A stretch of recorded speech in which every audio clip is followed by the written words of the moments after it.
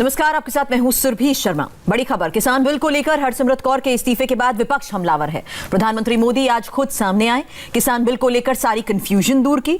मोदी ने इस बिल को किसान क्रांति कहा, किसानों की आजादी के लिए ऐतिहासिक कदम बताया। प्रधानमंत्री नरेंद्र मोदी ने आरोप लगाया कि विपक्ष किसानों को गुमराह कर रहा है। इस बिल की मदद से किसान जहां चाहें, जिसे चाहें अपना अनाज बेच सकते हैं। मोदी ने यह भी कहा कि किसानों को एमएसपी नहीं देने का झूठ फैलाया जा रहा है। ऐसे लोगों से सावधान रहें जिन्होंने दशकों तक देश पर राज किया और जो आज किसानों से झूठ बोल रहे हैं। वो लोग किसानों की रक्षा का ढिंढोरा पीट रहे हैं, लेकिन दरअसल वे किसानों को अनेक बंधनों में जकड़कर रखना चाहते हैं। वो लोग बिचौलियों का साथ दे रहे हैं। वो लोग किसानों की कमाई को बीच में लूटने वालों का साथ दे रहे हैं। किसानों को अपनी उपज देश में कहीं पर भी किसी को भी बेचने की आजादी देना बहुत ऐतिहासिक कदम है। 21वीं सदी में भारत का किसान बंधनों में नहीं, भारत का किसान खुल करके खेती करेगा, जहां मन आएगा अपनी उपज बेचेगा, जहां ज्यादा पैसा मिलेगा वहां बेचेगा, किसी बिचौलिए का मोहताज नहीं रहेगा और अपनी उपज, अपनी आय भी बढ़ाएगा। ये देश की जरूरत है और समय की मांग भी है। देश का किसान ये देख रहा है कि वो कौन से लोग हैं जो बिचौलियों के साथ खड़े हैं। किसानों से धान, गेहूं इत्यादि की खरीद सरकार द्वारा नहीं की जाएगी। ये सरासर झूठ है, गलत है, किसानों के साथ धोखा है।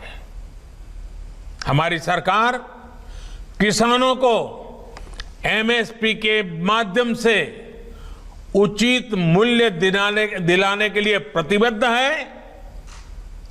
पहले भी थे, आज भी हैं, आगे भी रहेंगे।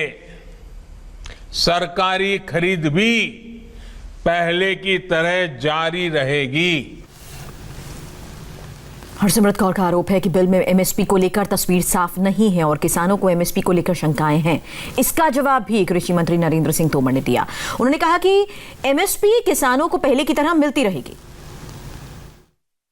देखिए, पहली बात तो ये बिलों में कहीं पे नहीं कहा है कि ये बरकरार रहेगी। ये एक वर्बल कमिटमेंट है, लेकिन बिल में कहीं पे भी नहीं है। दूसरी बात कि कई राज्यों में मंडीकरण बहुत बढ़िया तरीके से जैसा बन गया कि किसान उगाता है, उसको मालूम है कि मंडी में मुझे एमएसपी का पूरा रेट मिलेगा, कोई मेरे ऊपर बिचौलिया कोई दबाव करे और 24 घंटे के अंदर उसको पैसे ट्रांसफर होते हैं।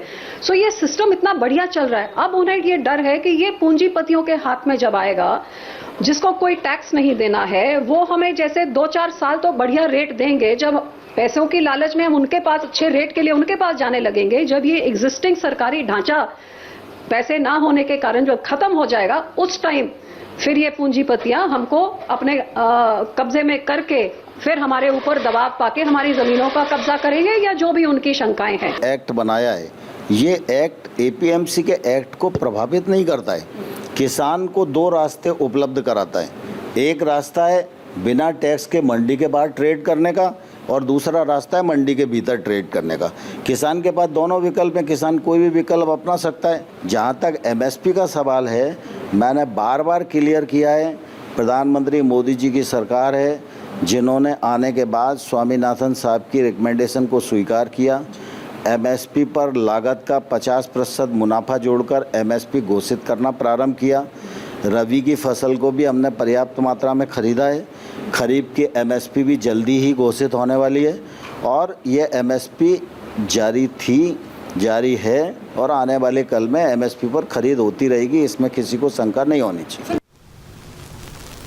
और अब देखते हैं दिव्यांगों के लिए स्पेशल बुलेटिन।